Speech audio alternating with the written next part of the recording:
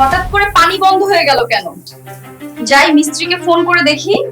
এই যে, আপনি কিভাবে কাজ করেছেন? হঠাৎ করে পানি বন্ধ হয়ে গেল। ভাবি, আপনাকে বাসায় পানির লাইনের কাজ চলতেছে, তাই এখন পানি বন্ধ আছে।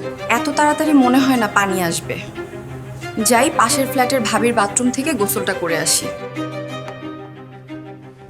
আরে সোহাগ ভাই, কেমন আছেন?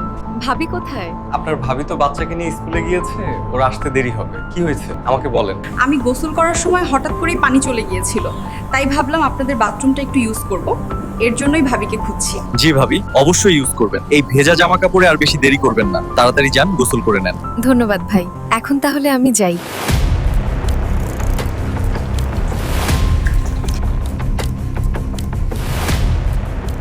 আপনাকে যে এখন আমার কথা শুনতেই হবে, আর যদি না শুনেন তাহলে আমি কিছু বলবো না, যা বলার মানুষ বলবে। সোহাগ ভাই, আপনি আমাকে কি ভিডিও পাঠিয়েছেন? দেখেন ভাই, কাজটা আপনি মোটেও ভালো করেননি। আপনি কি চাচ্ছেন আমার কাছে থেকে? মাঝে মধ্যে যখন ডাকবো তখন চলে আসবেন। আর একটা কথা ভাবি, আপনাকে কিন্তু আমার খুব ভালো লাগে।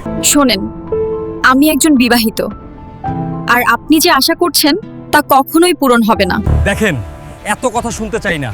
ভালোই ভালোই ডাকলে চলে আসবেন, আর না হলে আপনার সবকিছু সারা পৃথিবী দেখবে। আপনি আমাকে ভয় দেখাচ্ছেন? ঠিক আছে, আমিও দেখতে চাই আপনি কি করতে পারেন। আপনার মতো মানুষদের উচিত শিক্ষা না দিলে হবে না। তারপর মেয়েটি মামলার হুমকি দিলে ছেলেটি ভিডিও ডিলিট করতে বাধ্য হয়। আসুন আমরা সকলে মিলে সমাজের অন্যায়ের বিরুদ্ধে রুখে দাঁড়াই। ভিডিওটিতে একটি লাইক দিন। এমন ধরনের ভিডিও পেতে চ্যানেলটি সাবস্ক্রাইব করুন।